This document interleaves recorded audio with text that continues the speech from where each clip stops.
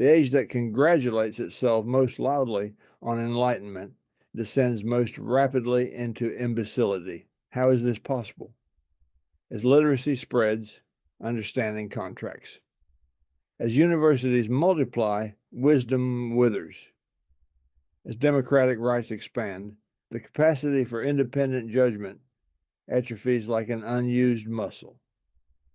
The masses have learned to read, and they read only newspapers that confirm their prejudices.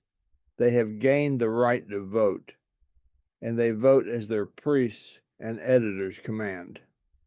They have overthrown aristocracies, yet they bow more slavishly than ever before the tyranny of public opinion. I write from the heights of Sils Maria, 6,000 feet beyond man and time, where one can see what valley dwellers dare not acknowledge. From here, I perceive what our age mistakes for progress: the systematic cultivation of incompetence, the democratization of truth that destroys truth itself, the revenge of the herd against excellence. What you are about to read will disturb everything you believe about education, democracy, and your own intelligence. But disturbance is the price of clarity, and clarity, however uncomfortable, beats comfortable delusion. The question is not whether you possess courage to see. The question is whether you possess courage to act on what you see. I taught at Basel for 10 years. I watched young men arrive with fire in their eyes, hungry for Greek tragedy and pre-Socratic wisdom. Within 2 semesters, that fire died. They learned to write acceptable dissertations, to footnote correctly, to avoid dangerous interpretations. They became scholars, which is to say, they became safe. One student possessed genuine brilliance. He could have examined Heraclitus's radical metaphysics, could have felt the terror of becoming, could have thought dangerously. Instead, he chose to write on a tedious grammatical question. Why? Because it was safe, because it would earn him approval, because he had been domesticated. This is what passes for education in our age: the systematic taming of the human animal. Schools teach 3 forms of submission: physical, sit motionless for hours, suppress your body's wildness; intellectual, repeat approved opinions, avoid controversial thoughts, echo your professor's mediocrity; spiritual, seek authority's validation, fear disapproval, make your teacher's judgment more important than truth. By the time students emerge, they can perform intelligence brilliantly. They can recite Goethe without feeling genius. They can explain Darwin without grasping that nature is pitiless. They can discuss philosophy without thinking philosophically. They are draft horses, perfectly trained to pull the cart of approved knowledge. You were educated this way. Notice when you modify your thoughts to match what is expected. Count how many times daily you betray your actual judgment for social acceptance. Write these betrayals down. This counting begins to break the pattern. You cannot continue unconsciously what you have made conscious. Your education did not liberate you. It installed bars you mistake for windows.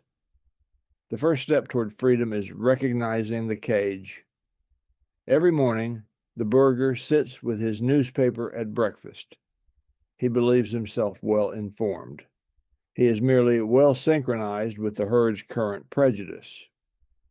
In 1870, during the Franco-Prussian War, I watched this machinery operate. Overnight, German newspapers transformed. Editors who had praised French culture now denounced it as decadent. Readers who admired French philosophy now demanded French humiliation. Not one person changed their mind through independent thought. They simply absorbed the new orthodoxy served with their coffee. The telegraph enables this synchronized stupidity. All of Europe now thinks identical thoughts simultaneously.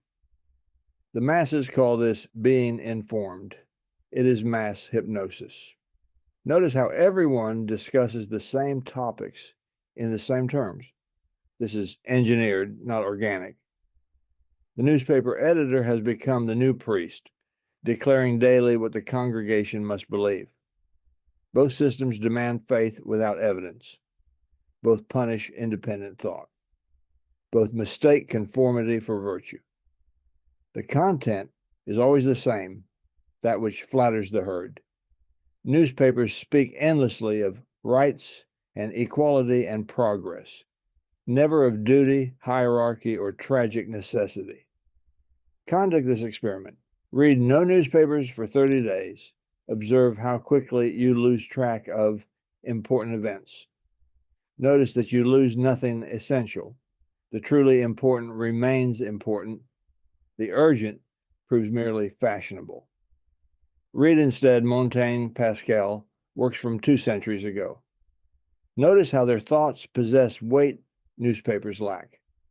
When you resume reading newspapers, if you must, approach it as anthropology. Study what the herd believes today, not what is true.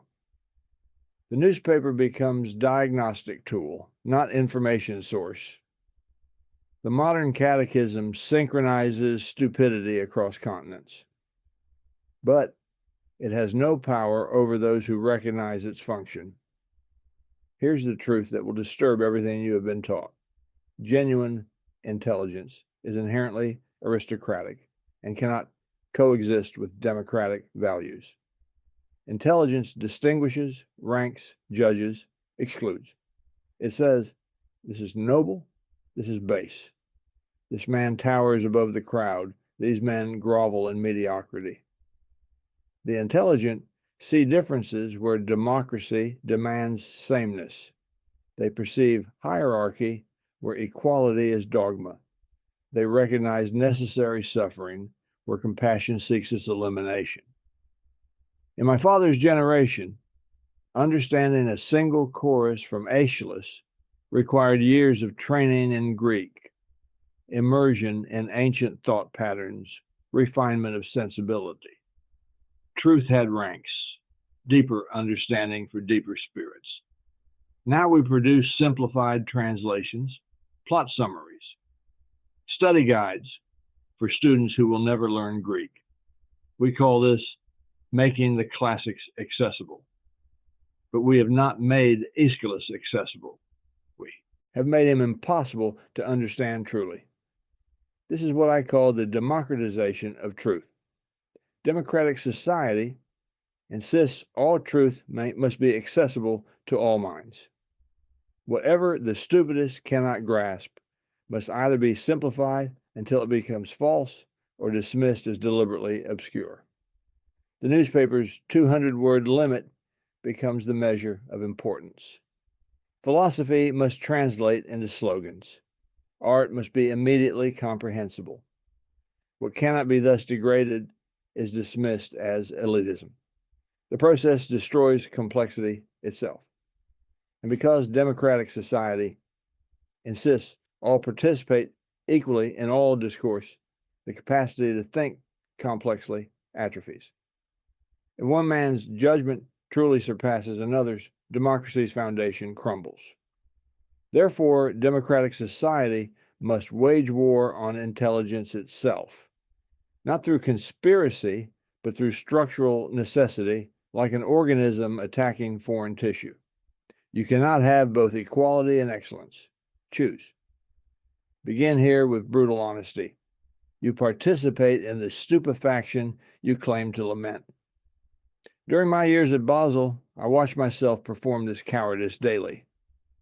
In faculty meetings, mediocrities proposed mediocre reforms. I could have demolished their positions in minutes. I said nothing.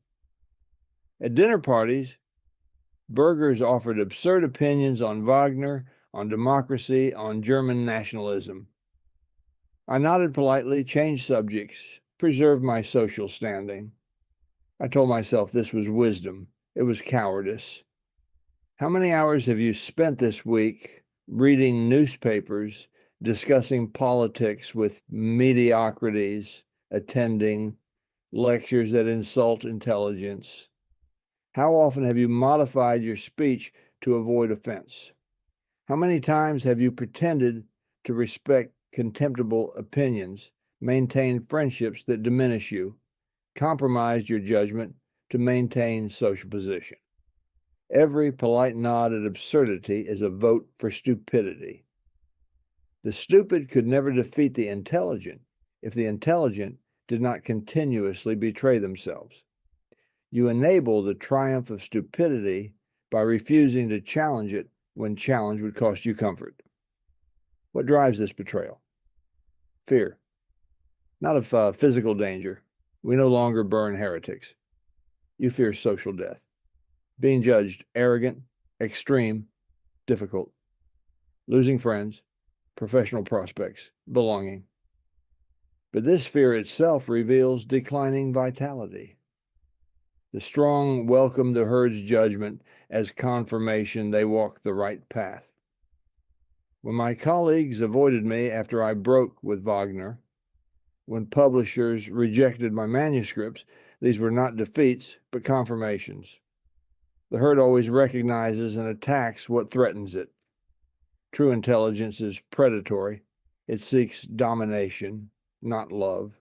Victory, not consensus. Sovereignty, not validation. Can you bear this? Now, a harder truth. The masses require their comfortable illusions. To expose them to truths they cannot handle is not enlightenment, but cruelty. I learned this through failure. I imagined that if I explained pre-Socratic philosophy brilliantly enough, students would grasp tragic wisdom. I imagined writing clearly about the death of God would awaken sleepers. Folly. The students wanted credentials, not transformation. Readers wanted comfort, not dangerous truth. Human, all too human, sold 120 copies in its first year. What would happen if the average burger truly understood that morality is human invention, that cosmic justice does not exist, that suffering has no redemptive meaning? He would collapse. His life would become unendurable. The lies he calls values are necessary fictions permitting continued existence. The masses are masses precisely because they lack capacity for genuine enlightenment. One might as well teach pigs to appreciate Mozart. The question is not how to make the herd intelligent, but how to prevent them from making the exceptional stupider, how to preserve conditions where genuine intelligence can occasionally flower. Accept what the age finds intolerable. Truth has hierarchy. Wisdom belongs to the few. The best must separate themselves spiritually from the rest. Not geographically. I do not propose monasteries, but spiritually. Develop what I call pathos of distance, the ability to maintain inner aristocracy regardless of outer circumstances. If you possess genuine intelligence, your duty is not to society, but to the future. Limit newspaper exposure. Choose solitude over society. Read old books filtered by time, not new books echoing contemporary prejudice. Maintain standards, though everyone mocks them. Stop seeking validation from those you know to be your inferiors in judgment. Living intelligently among the stupid requires what I call the triple consciousness. In public, say what is necessary. In private, think what is true. In your work, write for readers not yet born. For years, I navigated my friendship with Wagner strategically. In public, I praised his genius while privately noting his growing nationalism and Christian pandering. I said what was necessary to maintain access to Bayreuth's artistic world. But when Wagner published Parsifal, celebrating Christian redemption and German mysticism, Silence would have meant complicity in betraying everything excellent. Though it cost me the friendship that had meant everything, I spoke and paid gladly. This is the discrimination required. Most social interaction can be navigated with polite evasions. The businessman at the dinner party offering conventional wisdom about democracy, he cannot understand your argument and will only become hostile, worthless opponent. But Wagner betraying excellence while commanding cultural authority, worthy opponent requiring confrontation regardless of cost. Learn to distinguish strategic silence from cowardly evasion. Strategic silence conserves energy for important battles, maintains necessary social functioning, avoids casting pearls before swine. Cowardly evasion fears disapproval, seeks belonging, betrays truth for comfort. Same outward behavior, opposite inner reality. Before speaking truth, ask what it will cost. If the answer is nothing, you are not actually challenging the herd. Real truth speaking always costs something: comfort, belonging, security. Welcome the cost as confirmation of truth value. The man who speaks all thoughts openly is a fool. The man who never speaks truth is a coward. Master the discrimination between them. My colleague, Jacob Burckhardt, demonstrates what I teach. While others rush to publish in fashionable journals, he works slowly on his history of Greek culture, refusing to simplify, refusing to make concessions to popular taste. His lectures attract few students. His books sell poorly. Yet every word he writes will outlive 100 careerists' combined output. What does he do differently? He reads Greek daily, maintaining direct contact with sources. He avoids faculty politics. He takes long, solitary walks rather than attending social gatherings. He refuses committee work that would earn influence. He writes as if for an audience of 3 people scattered across centuries. He maintains aristocratic standards and pays the price in loneliness and obscurity, but preserves his capacity for genuine thought. Apply this principle. Engage daily with something demanding your highest capacity: original texts, complex problems, deep questions. No simplifications, no summaries, no popular versions. Walk for hours when possible. Walking permits thought. Solitude bodies participation in mind's work. Your best insights will come while walking, not sitting in comfort. Seek altitude, mountains, clear air, distance from valleys where the herd congregates. This is not metaphor, but necessity. Thought requires literal and metaphorical height. Refuse committee work, social obligations, professional advancement opportunities that compromise thinking time. Forget careers, jobs, security. The intelligent seek only laboratories for experiments in thought. I resigned my professorship not merely for health, but because academic employment demanded compromise. Better to live on a modest pension, working in isolation, than betray one's thinking for institutional approval. Your work is your laboratory. Professional success is irrelevant compared to maintaining conditions where genuine thought can occur. Collective stupidity is not a cultural problem, but the symptom of European civilization's greatest crisis: the death of God and collapse of all transcendent values. In 1864, reading Strauss's Life of Jesus, I abandoned Christian belief and theology studies. I watched as European intellectuals secretly ceased believing while masses still attended church from habit, the scaffolding collapsing from the top down. What replaced faith? Democratic pieties about equality and progress, nationalist fervor, socialist promises of earthly paradise. But these are Christianity's ghosts, retaining slave morality, weakness worship, resentment of excellence, while abandoning transcendent aspirations. They preach equality without heaven, compassion without salvation, rights without duties. Earthly paradise through collective action is the most contemptible delusion ever conceived. Democratic values necessarily wage war on intelligence because intelligence creates ranks contradicting equality's fiction.